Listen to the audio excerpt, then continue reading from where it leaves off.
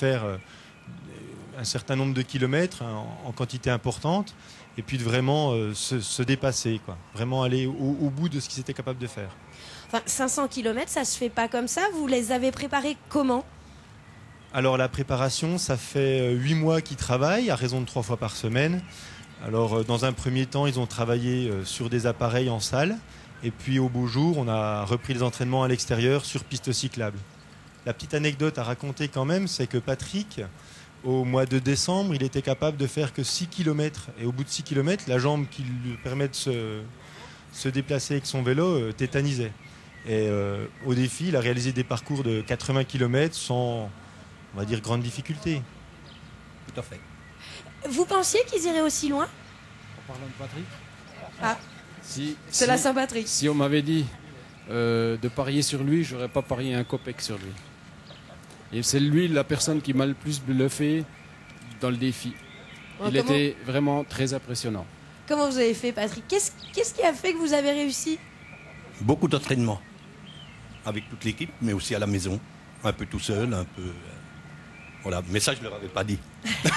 Ah, il a travaillé en plus.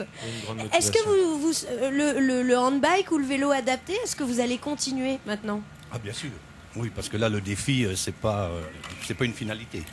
Il faut aller plus loin. Martial ? Ah oui, tout à fait, ouais. Il faut continuer, oui.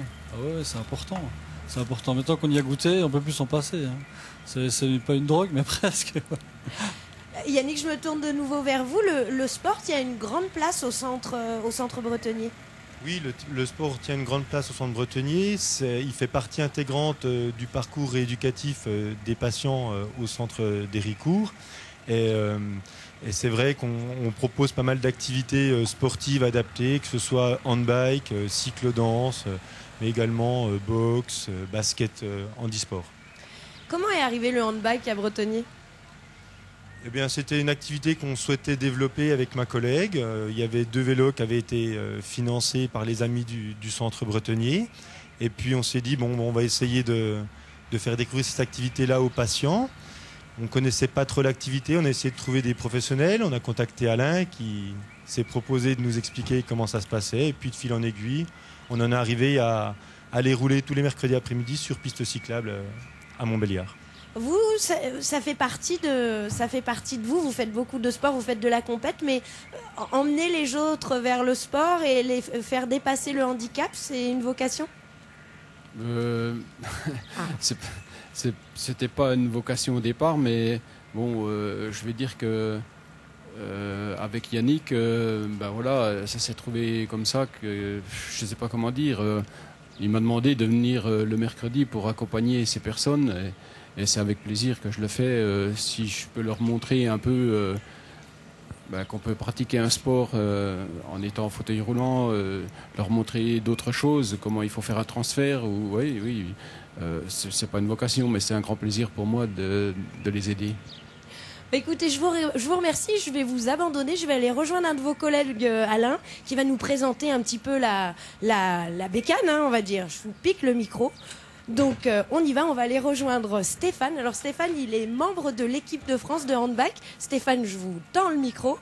Bonsoir. Bonsoir. Alors présentez-nous un peu cette bête. Ben voilà, là on est en handbike de compétition, donc on a une position allongée, donc avec les jambes à l'avant, propulsion manuelle, simultanée, donc avec toutes les pièces d'un vélo normal, mais adapté pour une personne handicapée, avec les freins, donc tout au niveau des mains.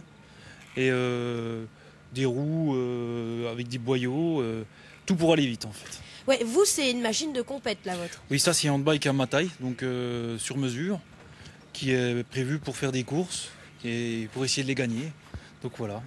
On va aussi vite qu'en vélo en handbike ? On arrive à faire des moyennes de 38 km/h environ. Donc pour le défi, on a roulé un peu moins vite parce que c'était surtout pour arriver à faire les 500 km. Mais bon, là, on va rattaquer les courses et ça sera un petit peu plus dur et un peu plus rapide. Qu'est-ce qui est difficile c'est plus difficile qu'un vélo traditionnel. Vous, avant d'être en fauteuil, vous faisiez du vélo ? Oh, le vélo, c'était trop dur avant. Alors maintenant, on fait ça parce qu'on arrive à rouler vite, quasiment aussi vite que les valides. Bon, pas les pros, mais à des bonnes vitesses. Et on se fait très plaisir. Et c'est bien de faire du sport. Stéphane, merci. Je me tourne maintenant vers nos autres invités. En fait, on a aussi un vélo adapté. C'était le vélo de Patrick. Et le vélo de Patrick, il a été adapté par Annabelle et Christophe. Donc Christophe, ils sont élèves ingénieurs. Et expliquez-nous un petit peu. Vous avez préparé une pédale en fait. Oui, tout à fait. Donc à la base, c'était un projet qui a été une demande du centre qui a été faite à l'école, hein, donc l'UTBM. Et leur demande était simplement de rendre la pratique du vélo beaucoup plus autonome. Donc de permettre aux personnes amputées fémorales de pouvoir pratiquer le vélo en loisir et sans l'aide forcément d'un infirmier ou de quelqu'un avec eux. Donc là, on est parti sur un principe assez simple. Le but était vraiment de simplifier la vie de la personne. On a simplement besoin d'appuyer sur la pédale. Donc une fois qu'on a le talon calé, on appuie.